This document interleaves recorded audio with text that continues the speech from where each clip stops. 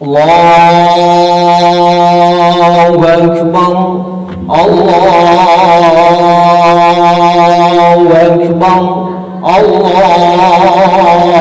Allahu Akbar, Allahu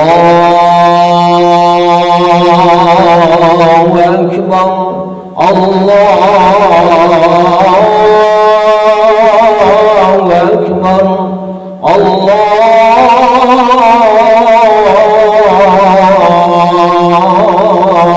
Akbar, Allahu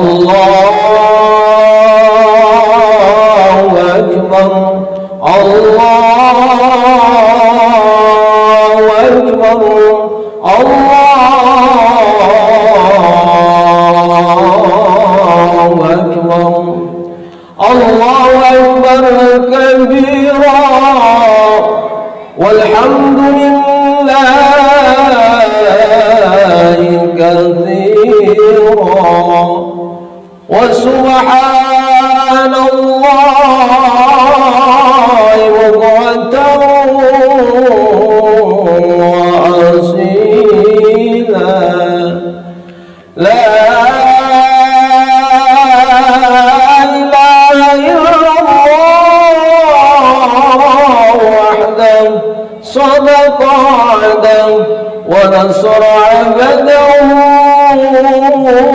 وعز جنده وأذم الأحزاب وحده لا إله إلا الله والله أكبر الله أكبر ولله الحمد. الحمد لله الحمد لله الذي فرض فيهن الحج فلا رفث ولا فسوق ولا جدال في الحج وما تفعلوا من خير يعلمه الله وتزودوا فإن خير الزاد التقوى واتقوني يا أولي الألباب. أشهد أن لا إله إلا الله وحده لا شريك له واشهد أن محمدا عبده ورسوله من لا نبي بعده. اللهم صل على سيدنا محمد وعلى آله وصحبه أجمعين. رضيت بالله ربا وبالإسلام دينا وبمحمد نبيا ورسولا وبالقرآن إماما وبالمؤمنين إخوانا أما بعد. فيا أيها الحاضرين والحاضرات رحمكم الله أوصيكم وإياي بتقوى الله لطاعته لعلكم تفلحون.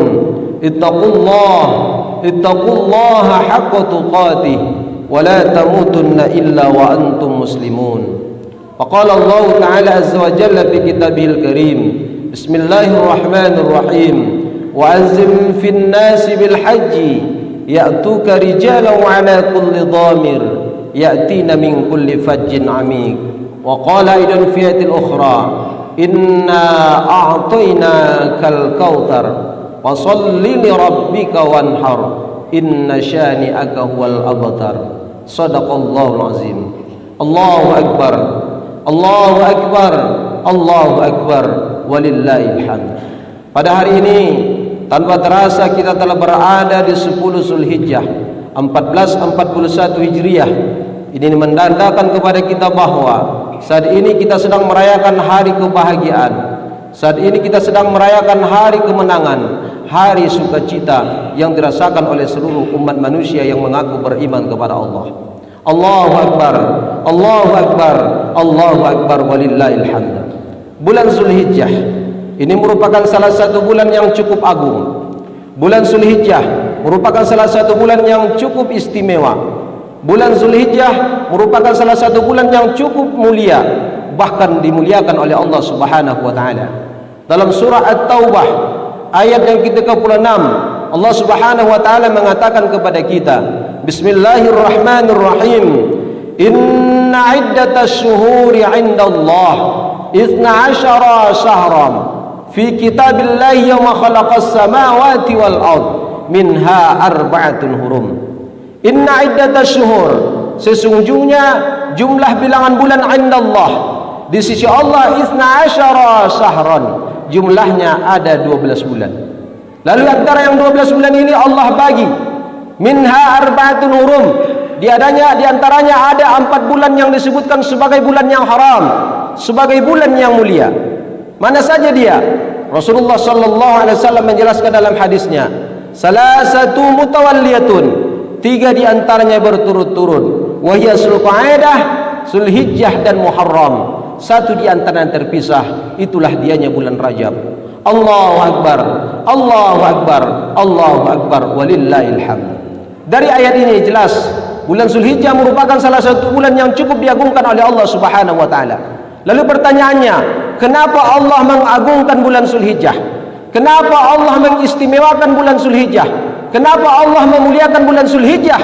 Bahkan disebut dengan Syahrul Hurum, yakni bulan yang diharamkan. Setidaknya kaum muslimin dan muslimat yang dirahmati oleh Allah Subhanahu wa taala, ada setidaknya 2 bentuk amalan, ada setidaknya 2 bentuk ibadah, 2 bentuk pendekatan kita kepada Allah yang hanya bisa kita lakukan di dalam bulan Zulhijjah, tidak bisa kita lakukan di dalam bulan-bulan yang lain.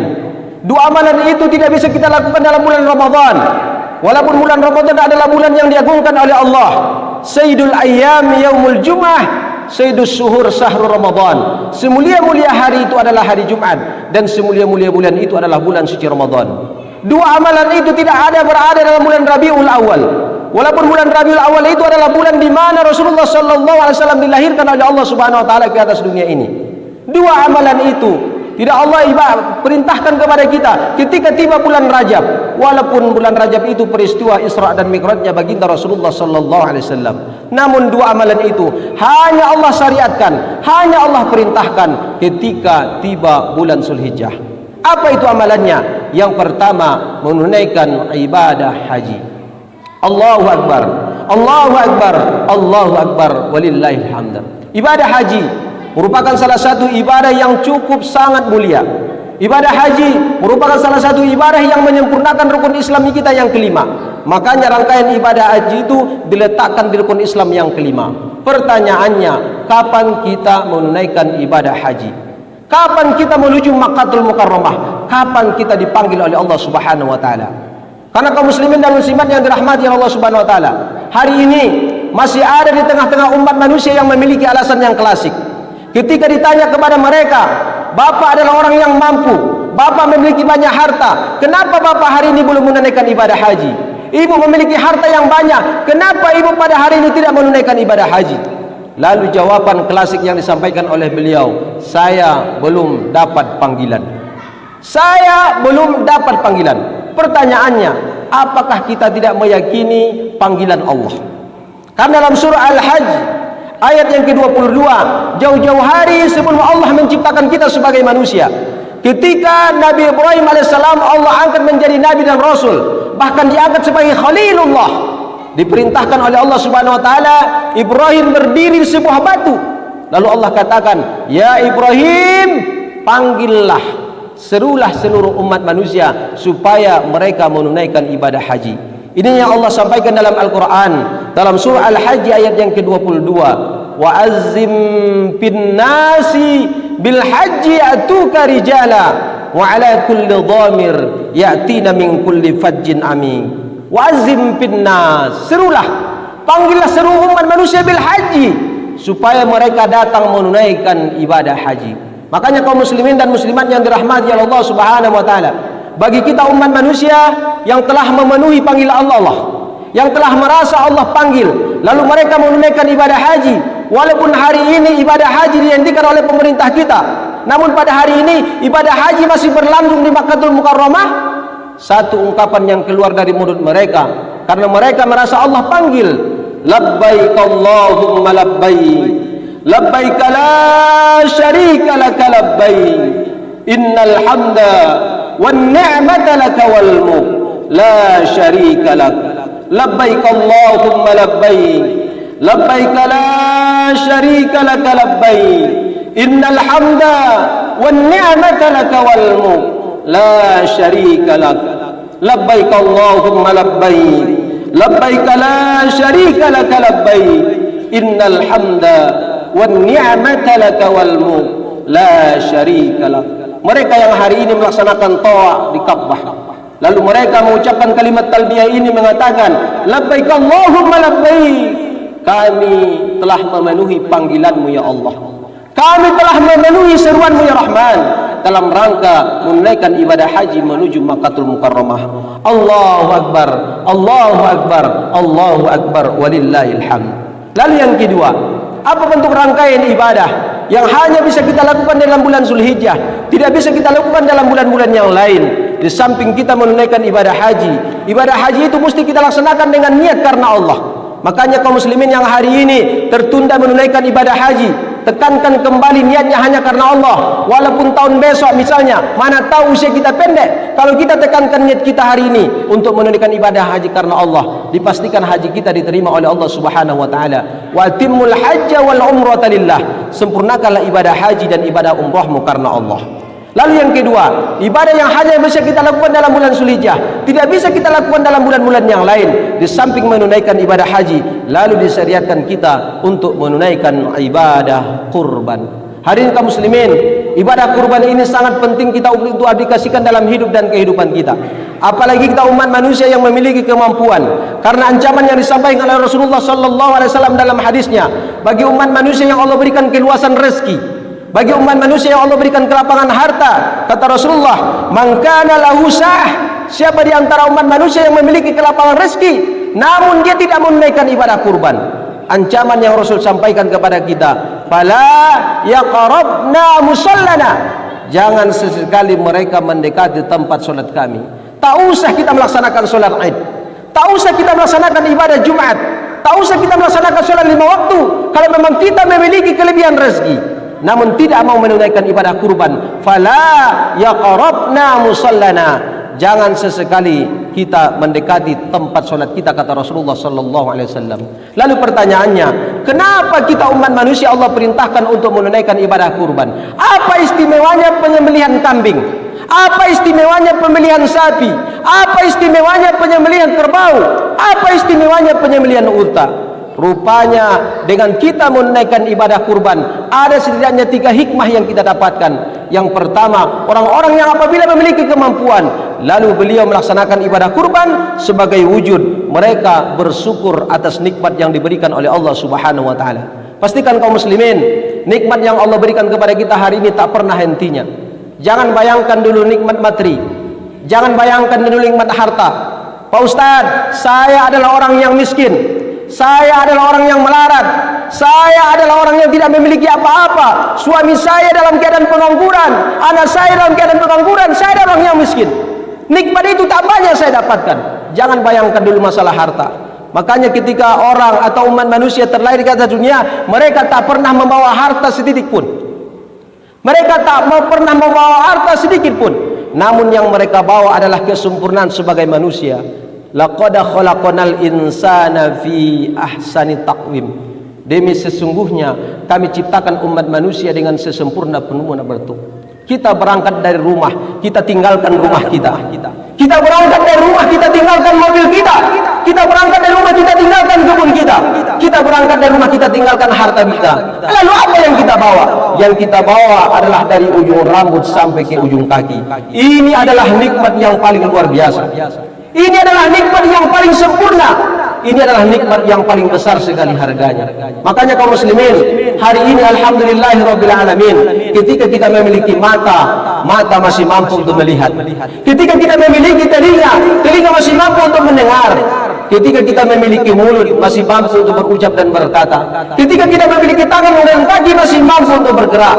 Bahkan ketika kita memiliki napas masih mampu untuk berhembus dan bernapas. Ini merupakan nikmat yang paling berharga. Hari ini kaum muslimin, banyak di antara saudara-saudara kita, teman-teman kita, jiran dan tetangga kita, mereka memiliki keinginan untuk melihat keindahan dunia, untuk melihat kecantikan istrinya, untuk melihat kemolekan anaknya.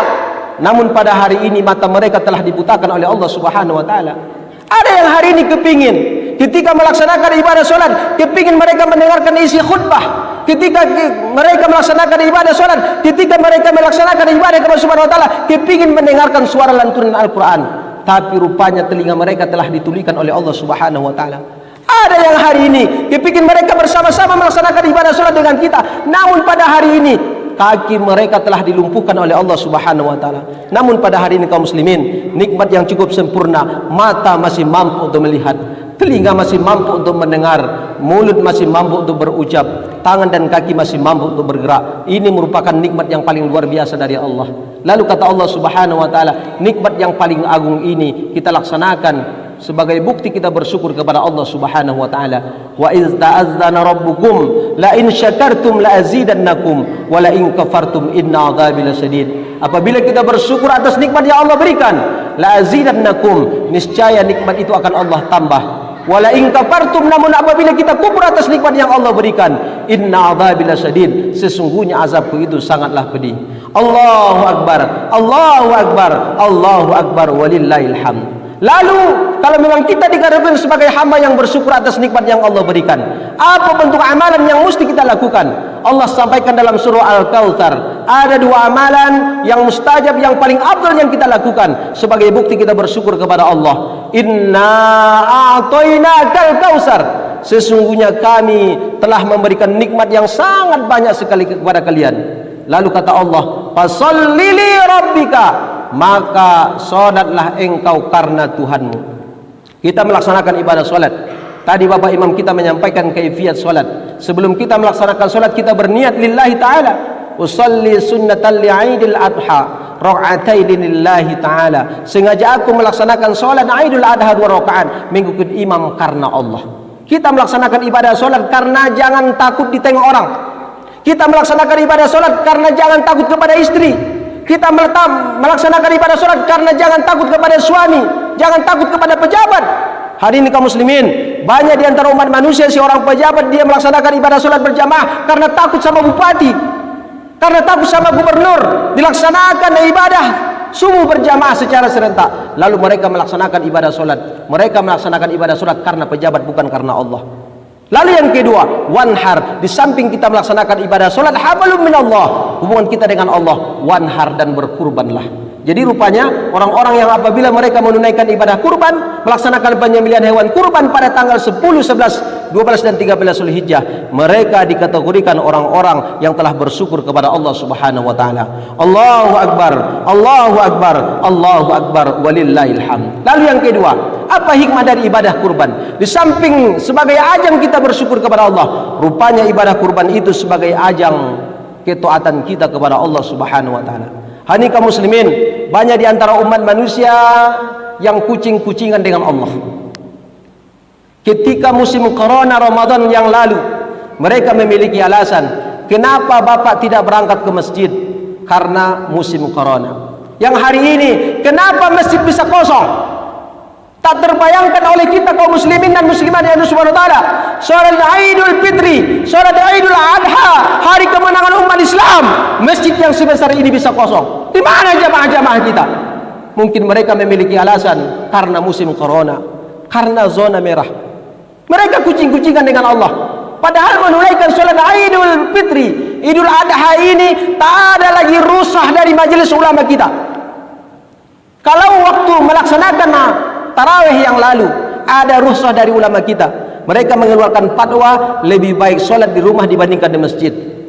Bahkan ketika melaksanakan solat Idul Fitri kemarin, lebih afdal kita melaksanakan solat di rumah dibandingkan di masjid. Namun pada hari ini tak ada lagi rukhsah ulama kita. Ulama kita tetap menyuruh kita, memerintahkan kita untuk melaksanakan solat Idul Adha secara berjamaah, secara ramai-ramai. Akan tetapi tetap menjaga protokol kesehatan. Di mana mereka hari ini kaum muslimin? Apakah mereka tidak meyakini hari ini kita dilihat oleh Allah? Apakah mereka tidak meyakini melaksanakan sholat Idul Adha ini adalah perintah Allah? Naudzubillah summa naudzubillah. Makanya ajang kita menunaikan ibadah kurban merupakan ajang pembuktian ketaatan kita kepada Allah Subhanahu wa taala. Kaum muslimin, bisa kita bayangkan dan bisa kita baca sejarah yang dirasakan oleh Nabi Ibrahim alaihissalam. Nabi Ibrahim alaihissalam Allah beri gelar menjadi Khalilullah. Khalilullah itu merupakan pangkat yang paling mulia di sisi Allah. Ada gelar Nabi itu namanya Habibullah. Rasulullah sallallahu alaihi wasallam ada namanya Kalamullah. Nabi Musa alaihissalam ada namanya Khalilullah. Ibrahim alaihissalam. Kenapa Allah menobatkan gelar Khalilullah kepada Ibrahim? Karena Ibrahim itu adalah seorang nabi, seorang hamba yang sangat taat kepada Allah. Apapun bentuk perintah dari Allah, beliau mengatakan sami'na wa ata'na, kami mendengar, kami patuh ya Allah. Ketika Nabi Ibrahim alaihissalam menikah dengan Sarah dalam usia yang cukup sangat tua, tak pernah memiliki anak. Lalu ada keinginan Ibrahim atas izin daripada Sarah menikah dengan Hajar. Lalu rupanya dari Hajarlah lahir seorang anak yang bernama Ismail alaihissalam. Kita buktikan bagaimana Ibrahim itu seorang nabi, seorang hamba yang sangat taat kepada Allah. Jangan katakan Ibrahim itu kan manusia, Ibrahim itu kan nabi. Kita ini juga sama seperti beliau. Makanya kata Allah Subhanahu wa taala dalam Al-Qur'an, Muhammad itu sesungguhnya sama seperti kita. Maksudnya apa? Muhammad memiliki mata, kita juga memiliki mata. Qul innama ana basyarum mislukum yuha ilayya annama ilahukum ilahu wahid. Jangan kita katakan, oh dia kan imam makanya dia rajin ke masjid. Oh kan dia orang yang kaya makanya dia berkurban. Oh kan dia orang yang kaya makanya dia berhaji. Sementara kita adalah manusia sama seperti Nabi dan Rasul, cuman mereka beda mereka telah diangkat menjadi Nabi dan Rasul. Makanya kaum muslimin, ketika Ibrahim alaihissalam memiliki seorang anak yang bernama Ismail alaihissalam, baru anak itu dalam keadaan baru lahir, karena ada unsur kecemburuan oleh Sarah. Karena sudah lama menikah Ibrahim dengan Sarah, tak pernah memiliki anak. Lalu rupanya dengan Hajar lahirlah seorang anak yang bernama Ismail. Akibat unsur kecemburuannya, Allah perintahkanlah kepada Ibrahim untuk meninggalkan istrinya, untuk meninggalkan anaknya Ismail di satu lembah, yang mana di dalam lembah itu tidak ada pepohonan, yang mana di dalam lembah itu tidak ada tempat bernaung, yang mana dalam lembah itu tidak ada makanan dan minuman. Di sanalah mereka ditinggalkan oleh Nabi Ibrahim alaihissalam. Lalu ketika Ibrahim membawa mereka ke sana, berurai air mata oleh Ibrahim alaihissalam. Ditinggalkanlah oleh beliau anaknya yang masih merah, anak yang masih dalam keadaan menangis, yang dalam keadaan telanjang, diletakkan di antara sofa dengan Marwah bersama dengan istrinya. Lalu beliau tinggalkanlah anaknya tersebut. Lalu ketika beliau meninggalkan, Hajar bertanya kepada suaminya, wahai suamiku Ibrahim, kenapa engkau tinggalkan kami di sini? Ini kita memiliki anak masih dalam keadaan kecil, dia butuh naungan, dia butuh perlindungan. Hari ini engkau tinggalkan dia di tengah gurun pasir yang sangat patah sekali. Lalu Ibrahim menjawab, wahai istriku Hajar, saya meletakkan kalian di sini demi membuktikan ketaatan kepada Allah Subhanahu wa taala. Apa hikmahnya kaum muslimin? Ketika Hajar ditinggalkan oleh Ibrahim bersama dengan Ismail, waktu itu Ismail alaihissalam dalam keadaan menangis, meraung beliau seolah-olah kepingin minum. Di tengah air susu tak ada kaum muslimin. Lalu berlari-larilah Hajar antara sofa dengan Marwah, sofa Marwah sebanyak 7 kali. Intinya apa? Ketika berlari-lari Hajar antara sofa dengan Marwah, rupanya di tengah usaha beliau terhentaklah kaki Ismail alaihissalam. Tiba-tiba dari tumitnya terbitlah sebuah mata air yang bernama Zamzam. Zamzam ini artinya adalah berkumpul. Maknanya apa kaum muslimin? Dari cerita Hajar dengan Ismail berlari-lari antara sofa dengan Marwah, kita sebagai umat manusia diwajibkan untuk berusaha untuk mendapatkan rizki. Allah tak pernah menunjukkan rezeki kita. Mungkin ketika kita terlahir ke atas dunia, kita tak pernah terbayang saya menjadi pegawai negeri sipil, saya menjadi buruh bangunan, saya menjadi buruh kasar. Tak pernah tergores dalam hati kita, kita tak pernah tahu. Lalu rupanya ketika kita menjadi orang yang desa, wajib hukumnya kita untuk berusaha. Dan itulah hikmah daripada perjalanan Ismail dengan Hajar antara sofa dengan Marwah. Lalu setelah itu, apakah ujian kepada Ibrahim berakhir? Tidak. Ketika setelah berhasil beliau meninggalkan anaknya di gurun pasir, istrinya di gurun pasir, tiba-tiba anak ini menjadi orang yang agak dewasa. Kalau bahasa kita remaja, umur 13 tahun. Lalu rupanya datang lagi perintah yang kedua yang sangat dahsyat sekali. Apa dia perintahnya? Falamma balagha ma'u saya qala ya bunayya inni ara fil manam qala anni azbahuka fanzur maza tara qala ya abati fa'al ma tu'mar satajiduni insyaallahu minas sabirin. Tertidurlah malam hari tepat pada malam 8 Zulhijjah Ibrahim alaihissalam. Tiba-tiba dalam tidurnya Ibrahim bermimpi, didatangi sebuah mimpi yang mana dalam mimpinya Allah perintahkan, ya Ibrahim, sembelihlah anakmu Ismail. Lalu ketika pada malam 8 Zulhijjah tertidur Ibrahim, besok paginya beliau terbangun. Ibrahim belum meyakini mimpi itu dari Allah. Ibrahim masih meragukan apakah mimpi dari tadi malam adalah mimpi dari Allah atau dari setan. Makanya tanggal 8 Zulhijjah itu disebut dengan Yaumut Tarwiyah. Yaumut Tarwiyah itu adalah hari berpikir. Sunnah hukumnya bagi kita umat manusia yang sampai umurnya pada tanggal 8 Zulhijjah menunaikan ibadah puasa. Lalu setelah itu tidur lagi di malam yang kedua, tepat pada malam 9 Zulhijjah. Datang lagi mimpi yang sama. Ya Ibrahim, sembelihlah anakmu Ismail. Tiba-tiba setelah terbit matahari, terbangunlah Ibrahim. Barulah dia meyakini mimpi malam yang pertama 8 Zulhijjah dengan mimpi malam yang kedua 9 Zulhijjah adalah mimpi dari Allah. Makanya tanggal 9 Zulhijjah itu disebut dengan Yaumul Arafah. Yaumul Arafah, hari keyakinan, hari keimanan kepada Allah Subhanahu wa taala. Makanya tanggal 9 Zulhijjah itu seluruh umat manusia yang menunaikan ibadah haji, mereka berkumpul di padang Arafah. Lalu setelah itu, singkat sejarahnya, tertidur kembali Ibrahim di malam yang ketiga. Tepat pada malam 10 Zulhijjah, kembali lagi datang mimpi yang sama. Ya Ibrahim, sembelihlah anakmu Ismail. Tiba-tiba di malam yang ketiga ini agak berbeda dengan malam-malam yang sebelumnya. Kalau malam yang sebelumnya Ibrahim terbangun pada pagi hari, namun pada tanggal 3 Zulhijjah, 10 Zulhijjah ini terbangun Ibrahim pada tengah malam hari. Waktu beliau terbangun, langsunglah terurai air matanya. Menetes air matanya, terisak-isak beliau menangis.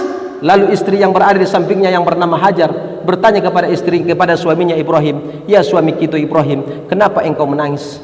Kenapa engkau meneteskan air mata? Apa gerangan yang terjadi dengan engkau tengah malam ini wahai suamiku?" Lalu Ibrahim menyampaikan apa yang menjadi keluh kesahnya. "Wahai istriku Hajar, sempat 3 malam berturut-turut saya didatangi sebuah mimpi, yang mana dalam mimpi itu Allah perintahkan kepada saya untuk menyembelih anak semata wayang kita. Bagaimana menurut pendapatmu wahai Hajar?" Kita ketahui Hajar adalah seorang istri yang soleha. Waktu ditinggalkan saja antara Safa dengan Marwah, beliau berani untuk tinggal. Termasuk diantaranya ketika ditawarkan untuk menyembelih anaknya. Apa jawaban istri yang soleha? "Wahai suamiku, kalau memang itu bentuk perintah Allah, laksanakanlah. Mudah-mudahan saya termasuk ibunda tercinta yang paling ikhlas." Lalu tibalah waktunya, terbit pada matahari pada waktu pagi. Apa kata Ibrahim? "Wahai istriku Hajar, mandikanlah anak kita. Wahai istriku Hajar, sisirlah rambutnya. Wahai istriku Hajar, berikanlah pakaian yang terbaik kepada anak kita. Wahai istriku Hajar, kasihlah makan anak kita sekenyang-kenyangnya. Karena sebentar lagi saya akan meletakkan pisau di leher anak kita, karena saya akan melaksanakan penyembelihan." Dilaksanakanlah oleh Hajar apa yang menjadi perintah Ibrahim. Pertanyaannya, apakah Hajar meraung? Apakah Hajar meneteskan air mata? Ya, memang Hajar meneteskan air mata, tapi air matanya tak beliau tunjukkan keluar, namun beliau masukkan ke dalam. Maknanya apa? Dalam hidup ini banyak kita rintangan hidup dalam rumah tangga. Jangan sesekali kita tunjukkan ke dalam anak-anak kita. Jangan kita menangis di hadapan anak-anak. Jangan kita menangis di hadapan keluarga kita. Kalaupun kita memiliki masalah, pendam sendiri. Ketika bisanya kita butuh solusi, sampaikanlah kepada suami. Ini kadang-kala kaum muslimin, banyak suami istri yang berkelahi di hadapan anak-anak. Ketika Hajar merasakan kesedihan yang paling dalam, dia memang tetap menangis. Siapa yang tidak menangis? Seorang anak yang beliau sangat cintai dan sayangi, cuman seorang anak yang beliau sangat sekali tidak idamkan, tiba-tiba akan dilaksanakan penyembelihan, pasti dia meneteskan air mata. Setelah beliau dimandikan, setelah beliau dikasih pakaian yang terbaik, setelah beliau dikasih makanan yang kenyang. Hikmahnya apa? Sebelum kita melaksanakan penyembelihan hewan kurban, kasih dulu makan hewan kurban itu sekenyang-kenyangnya. Bersihkan dulu beliau. Ini kadang-kala kaum muslimin ketika laksanakan penyembelihan hewan kurban itu dari tadi malam sampai pagi ini tak tidur, tak makan, dalam keadaan kelaparan, kasih dia sekenyang-kenyangnya. Supaya apa? Supaya ikhlas dilaksanakan penyembelihan. Lalu setelah selesai dilaksanakan oleh Hajar, berangkatlah beliau. Ada satu riwayat menceritakan di negeri Mina. Ketika sampai di negeri Mina, di sanalah diceritakan oleh Ibrahim apa yang menjadi tujuannya. "Wahai anakku Ismail, tahukah engkau kenapa ayah bawa engkau ke tempat ini?" Jawaban anak yang soleh, tak pernah membantah perintah orang tua. "Saya tak tahu wahai ayahku. Wahai anakku, sempat 3 malam berturut-turut saya diperintahkan oleh Allah untuk menyembelih engkau wahai anakku. Bagaimana menurut pendapatmu?" Apakah Ismail dalam keadaan berontak? Apakah Ismail dalam keadaan marah? Tidak. Lalu apa jawaban Ismail, anak yang soleh, yang jauh-jauh hari sebelum lahir Ismail, Ibrahim selalu berdoa, "Rabbi habali minas solihin, Rabbi habali minas solihin, Rabbi habali minas solihin." Karuniakanlah kepada kami Allah keturunan-keturunan yang soleh. Apa jawabannya? "Ya abatib'al ma tu'mar, satajiduni insyaallah minas sabirin." Laksanakanlah wahai ayahku, kalau memang itu perintah Allah, mudah-mudahan saya engkau dapati dalam keadaan orang-orang yang bersabar. Namun kata Ismail, singkat sejarahnya, sebelum Ibrahim meletakkan pisau di leher anaknya, "Wahai ayahku Ibrahim, sebelum engkau meletakkan pisau di leherku, pertama engkau ikat dulu tanganku wahai ayah. Engkau ikat dulu mataku wahai ayah. Engkau ikat dulu kakiku wahai ayah. sehingga nanti ketika engkau telah berhasil melaksanakan penyembelihan terhadap leherku, napasku telah pergi, engkau tidak menyaksikan tangan saya dalam keadaan memberontak, engkau tidak menyaksikan kaki saya dalam keadaan memberontak, engkau tidak menyaksikan mata saya dalam keadaan terbuka karena dalam keadaan kesakitan, wahai ayahku. Langsung Ibrahim mengikat tangan anaknya, mengikat matanya, mengikat kakinya, lalu letakkanlah pisau di leher anaknya. Apa yang terjadi kaum muslimin? Sembelihan yang pertama dalam riwayat dikisahkan tak berhasil. Pisau itu sangat tajam, tapi bisa-bisa langsung menjadi tumpul, sehingga Ibrahim meletakkan dan melemparkan pisau itu ke sebuah batu. Batu itu terlepas menjadi dua. Apa yang terjadi rupanya? Lalu Ismail menyampaikan, wahai ayahku, kenapa engkau belum berhasil meletakkan pisau di leherku? Engkau belum berhasil melaksanakan penyembelihan terhadapku karena engkau lupa menyebutkan kalimat Allah. Lalu rupanya ketika Ibrahim menyembelih yang pertama tak menyebutkan kalimat Allah, lalu laksanakan penyembelihan yang kedua. Sebelum melaksanakan, apa kembali kata Ismail, wahai ayahku, lepaskan tanganku, lepaskan kakiku, lepaskan mataku, karena saya takut nanti dan khawatir, wahai ayahku, ketika nanti engkau telah berhasil melaksanakan penyembelihan kepada aku, engkau saksikan dalam keadaan terpaksa. Saya sudah ikhlas untuk menerima itu. Diletakkan oleh Ibrahim lah pisau di leher anaknya. Lalu Ibrahim mengucapkan kalimat Allah, Bismillahi, Allahu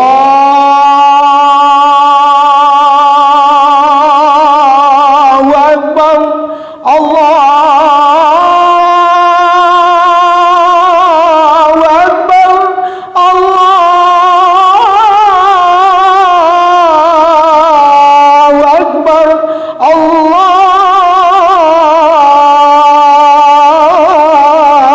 Akbar. Ditarik oleh Ibrahim pisau di leher anaknya, terpancar secercah darah yang mengalir sangat hangat sekali, menetes ke dalam tangannya. Lalu seolah-olah dia telah menyampaikan, anakku telah wafat. Apa nanti jawaban yang akan saya sampaikan kepada istri saya? Anakku telah meninggal dunia. Lalu rupanya berkat keikhlasan itu yang beliau sembelih bukan anak sendiri, akan tetapi seekor binatang yang Allah siapkan daripada surga. Takbir yang begitu dalam mengatakan Allahu Akbar, Allah yang maha besar. Lalu para malaikat mengucapkan kalimat La ilaha illallah Allahu Akbar. Dijawab oleh Ismail, Allahu Akbar walillahil hamd. Ketika Ismail mengeluarkan kalimat takbir Allahu Akbar walillahil hamd, terbuka mata Ibrahim meneteskan air mata. Rupanya anaknya masih dalam keadaan hidup. Yang beliau sembelih bukan anaknya sendiri, akan tetapi seekor binatang yang Allah siapkan daripada surga. Subhanallah, bagaimana ikhlasnya Ibrahim melaksanakan bentuk ketaatan kepada Allah. Hari ini terakhir khatib sampaikan, yang Allah perintahkan kepada kita bukan untuk menyembelih anak kita, karena kita dipastikan tak akan mungkin mampu. Siapa yang mampu menyembelih anak? Sejahat apapun anak kita, dia ada keturunan kita. Namun yang Allah perintahkan kepada kita, bagi yang memiliki kelebihan rezeki, liyashhadu manafi'a lahum wa yazkuru ismallahi fi ayyamin ma'lumat ala ma razaqahum min bahimatil an'am. Atas kita yang Allah berikan kelebihan rezeki, maka sembelihlah hewan sembelihan kita, fakulu minha, maka makanlah sebahagiannya, wa at'imul ba'isal faqir, sebagiannya kita serahkan kepada fakir dan miskin. Mudah-mudahan isi khutbah yang cukup singkat ini, memang situasi kondisi yang tidak memungkinkan kita berlama-lama, apa yang khatib sampaikan dapat menggugah hati kita. Hari ini ya, bagi yang merasa dirinya memiliki kemampuan, silahkan daftarkan ke pengurus, tidak jadi masalah. Kalaupun rasanya masih ada kesempatan kita, 3 hari lagi, 11, 12 dan 13 Zulhijjah, rasa-rasanya malu kita karena tergugah dengan isi khutbah pada hari ini, silahkanlah beli sendiri, sembelih sendiri, bagikan sendiri, tak jadi masalah. Yang penting kita termasuk orang-orang yang taat kepada Allah Subhanahu wa taala. Fa'tabiru ya ulil absar la'allakum turhamun. Allahumma shalli wa sallim wa barik wa barik wa tafaddal bi jalali wa karamika ala sayyidi ibadik sayyidina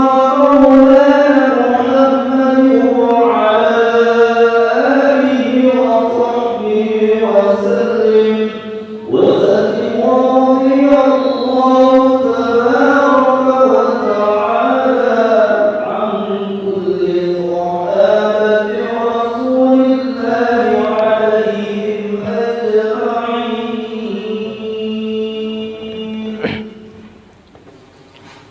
Allahu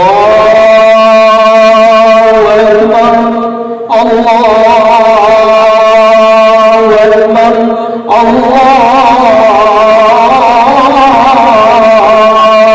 Akbar, Allahu Akbar,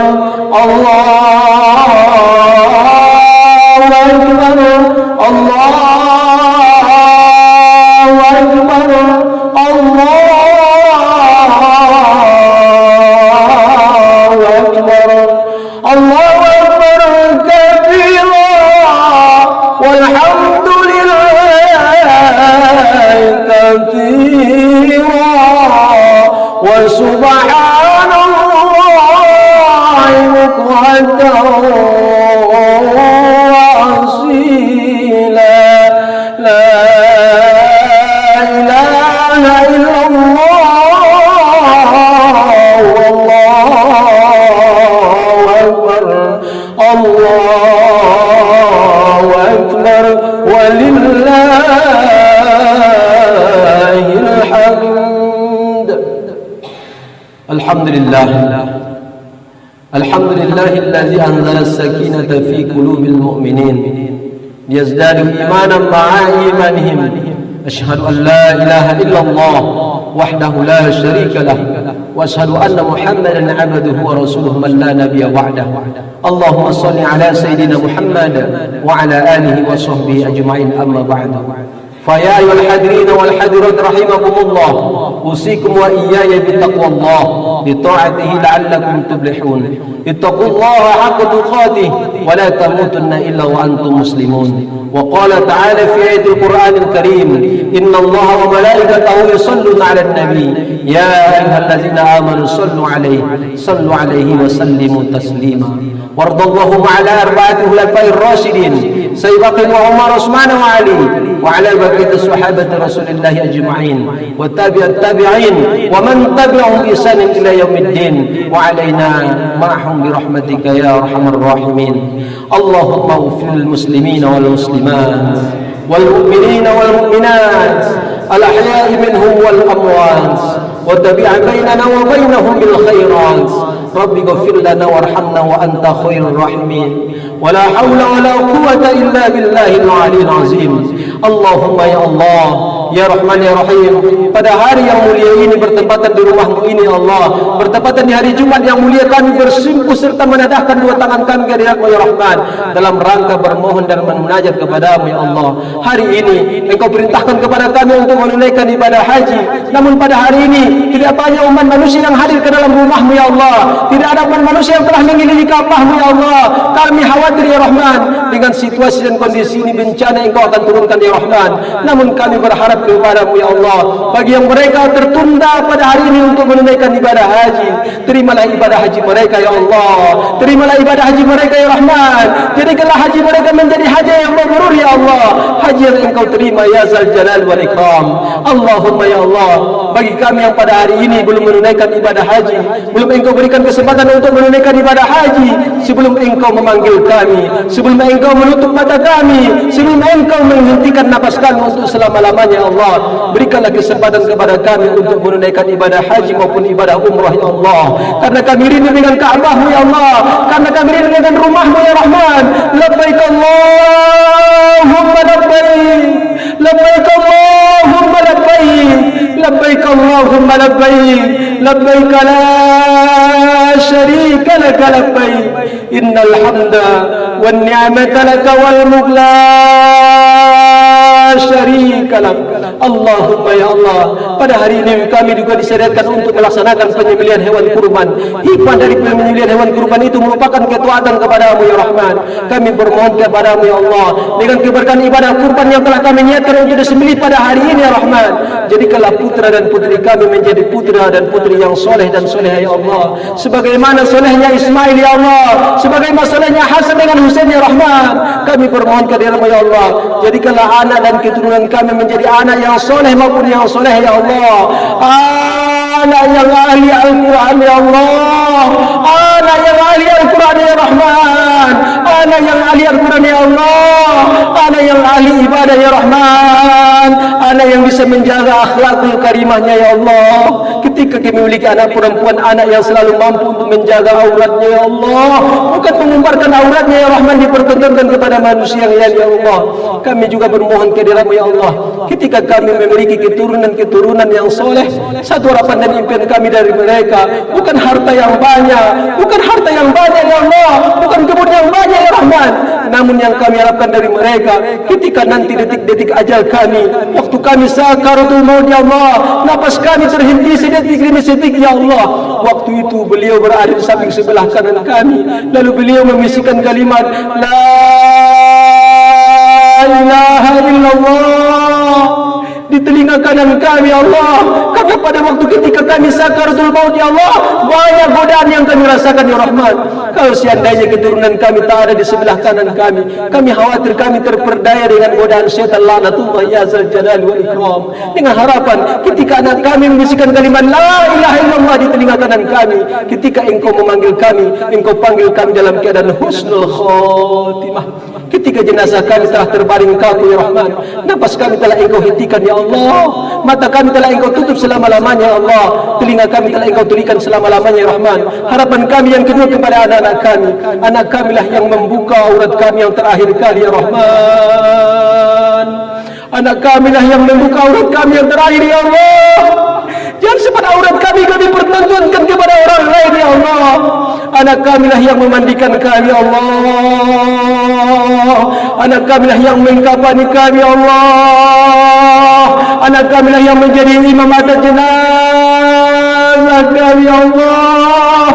Jangan sempat orang lain yang menjadi imam atas jenazah kami ya Allah. Anak kamilah yang menghantarkan kami ke dalam liang kubur kami yang terakhir ya Allah. Anak kamilah yang meletakkan kami di dalam liang lahat kami ya Allah. Jangan sempat orang lain yang meletakkan kami di dalam lahat kami yang terakhir ya Allah.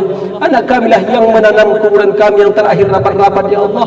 Ketika kami telah berada sendiri di dalam kubur, anak kami pada tengah keheningan malam beliau terbangun untuk mendoakan kami ya Allah, untuk mendoakan kami Rahman, karena kami sebagai orang tua merasa banyak dosa yang kami lakukan. Akibat banyak dosa yang kami perbuat ya Rahman, engkau pasti akan memberikan siksaan kepada kami dalam kubur ya Allah. Engkau pasti akan mengazab kami ya Allah. Lalu kapan siksa dan azab ini akan bisa engkau kurangkan ya Rahman? Ketika anak kami mendoakan Rabbi ghafirli wali walidayya warhamhuma kama rabbayani saghira. Ya Allah ya Tuhan kami, ampunlah dosa orang tua kami Rahman, ampunlah dosa ayah dan ibunda kami ya Allah. Terakhir kami bermohon kehadirat-Mu ya Rahman, ketika nanti dunia ini telah engkau hancurkan ya Rahman, engkau kumpulkan kami di padang mahsyar ya Allah. Berikanlah kesempatan kepada kami untuk berjumpa kembali dengan anak-anak kami ya Allah, untuk bertemu kembali kami dengan istri kami ya Allah, untuk berjumpa kembali kami dengan anak-anak kami ya Allah, untuk bertemu kembali kami dengan orang tua kami ya Allah, untuk berkumpul kembali dengan guru-guru kami ya Allah, termasuk dengan seluruh kaum muslimin dan muslimat yang hadir pada salat Idul Adha pada pagi hari ini ya Zal Jalal wal Ikram. Allahumma inna na'udzubika min jahdil bala ya Allah. Jauhkan dari kami ya Allah bala wal wabah penyakit yang sekarang ini sedang mengintai kami ya Allah. Hari ini sudah banyak pelajaran yang kami dapatkan dari virus corona ini ya Allah.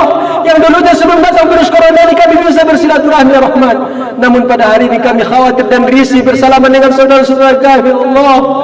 Masjid sudah mulai kosong ya Allah, Al-Quran sudah mulai bisa ditinggalkan ya Rahman akibat virus corona yang sekarang ini telah menindak kami ya Allah. Kami bermohon kepada-Mu ya Rahman, wal waba wa darkis syaqa wa samatatil ala, angkatlah penyakit ini ya Allah, angkatlah penyakit ini ya Rahman, angkatlah penyakit ini ya Rahman. Allahumma inna na'udzubika minal barasi wal junun wal juzam wa min sayyi'il asqam wa la hawla wa la quwwata illa billahil aliyil azim. Rabbana atina fid dunya hasanah wa fil akhirati hasanah wa qina adzaban nar. Wa sallallahu ala sayyidina Muhammadin nabiyil ummi wa ala alihi wa sahbihi wa sallam bi fadlika subhana rabbika rabbil izzati amma yasifun wa salamun al mursalin walhamdulillahi rabbil alamin. Assalamualaikum warahmatullahi wabarakatuh. Allahu akbar, Allahu akbar.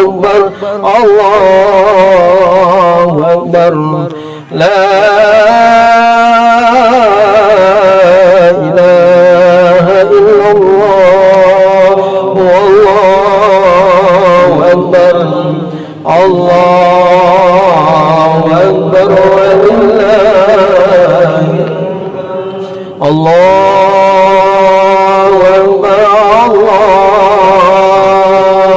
Akbar, Allahu Akbar. La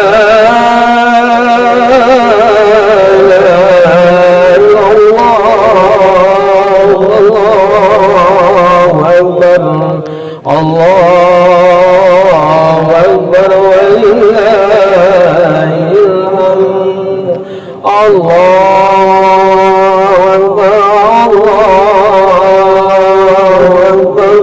Allahu Akbar, la